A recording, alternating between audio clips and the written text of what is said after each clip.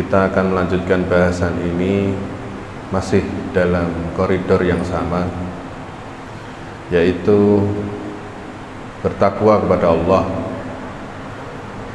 Jamaah salat zuhur yang dirahmati Allah. Allah Ta'ala berfirman, fayaghfiru liman yasha, dalam surat Al-Baqarah. Dalam tafsir As-Sa'di, beliau rahimahullah mengutarakan,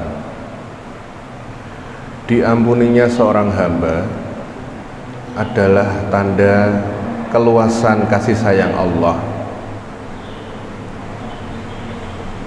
Wa yu'adzibu may yasha, dan Allah juga tidak serta-merta menghukum seorang hamba kecuali ia benar-benar telah melaksanakan sebuah kesalahan atau dosa. Jadi dalam surat Al-Baqarah ayat 284 itu Allah mengemukakan perkara seseorang itu akan Allah ampuni sekehendak Allah apabila ia melaksanakan hal-hal yang baik di hadapan Allah. Apa itu yang baik? Yaitu seorang bukan yang tidak melaksanakan dosa, tapi di mana ia melaksanakan dosa, tapi ia kembali bertobat kepada Allah Ta'ala. Jadi dalam Islam itu tidak dituntut seseorang itu suci, bersih, tidak melaksanakan salah, tidak. Dalam sebuah hadis disampaikan bahwa Rasulullah SAW bersabda, yang artinya apabila seorang hamba itu berdosa dan kembali kepada Allah, itu lebih Allah cintai daripada seorang hamba yang tidak melakukan apa-apa dalam rangka menghindari dosa. Dan Allah tidak akan mengazab seorang hamba kecuali telah nyata hamba itu melaksanakan kesalahan, dosa, dan ia tidak bertobat. Maka dari sini kita dapatkan rumus betapa banyak dosa yang belum kita taubati. Di mana kita mentaubati dosa itu masalah, kesulitan, insya Allah pergi. Tapi kalau kita tidak mentaubati dosa itu, menganggap remeh dosa dan seterusnya, maka kesulitan demi kesulitanlah yang kita tabung. Na'udzubillah. Jamaah salat zuhur yang dirahmati Allah, di satu sisi kita harus ingat, memang tidak mengenakan. Dosa apa yang pernah saya lakukan dari mulai balik sampai hari ini? Taruhlah hari ini berumur 27, 37, 47, 57, 67, 77, 87 dan seterusnya. Apa sih dosa kita di masa lalu yang belum kita taubati?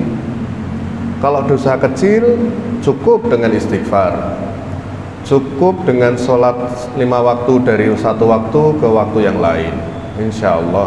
Itu pun kalau kita ikhlas karena Allah. Kalau ternyata kita sholat itu ingin dianggap alim, dianggap Pak Yai, dianggap berilmu, ya nggak kepake. Jadi kita tidak pakai rumusnya manusia, kita pakai rumusnya Allah. Kita ingin dagangan kita sukses, ya kita pakai rumusnya Allah. Gimana caranya? Takwa. Takwa itu gimana sih? Coba kita ingat-ingat hari ini kita sudah melakukan apa.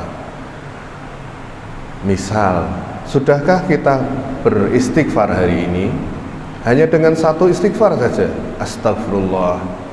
Atau sudahkah kita memuji Allah? Alhamdulillah. Kalau belum, segera laksanakan.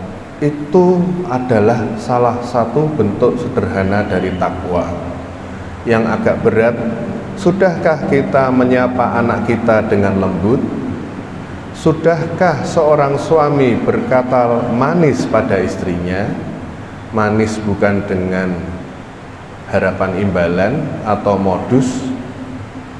Sudahkah seorang laki-laki berkata yang baik pada perempuan yang bukan mahramnya pada tempatnya, atau masih saja melakukan catcalling atau malah kata-kata tidak senonoh?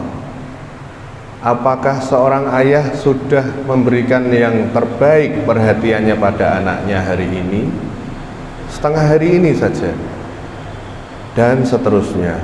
Apabila ternyata belum, Allah lewat surat Al-Baqarah tadi, apabila kita teringat dan bertobat, minimal dengan beristighfar untuk dosa-dosa kecil dan sholat taubat untuk dosa-dosa besar, maka disitulah yang dikatakan bertakwa kepada Allah. Jamaah sholat duhur yang dirahmati Allah, ada keadaan di mana kita merasa masalah itu tidak bertepi, tapi rumusnya yang kemarin kita sama-sama kaji, sabar itu termasuk juga dalam takwa. Apabila sabar kita itu setipis kertas tisu, ya di situ berarti kita belum cukup bertakwa. Wallahu a'lam bishawab. Semoga bermanfaat. Semoga Allah ampuni dosa kaum muslimin sekalian di seluruh dunia, dan semoga Allah angkat kesulitan-kesulitan kaum muslimin di seluruh dunia, dan semoga Allah mudahkan kaum muslimin sekalian di seluruh dunia untuk mendekat pada Allah Ta'ala, dan akhirnya semoga kita benar-benar berkumpul di surga Allah Ta'ala. Subhanakallahumma wa bihamdika asyhadu an la ilaha illa anta astaghfiruka wa atubu ilaik. Assalamualaikum warahmatullahi wabarakatuh.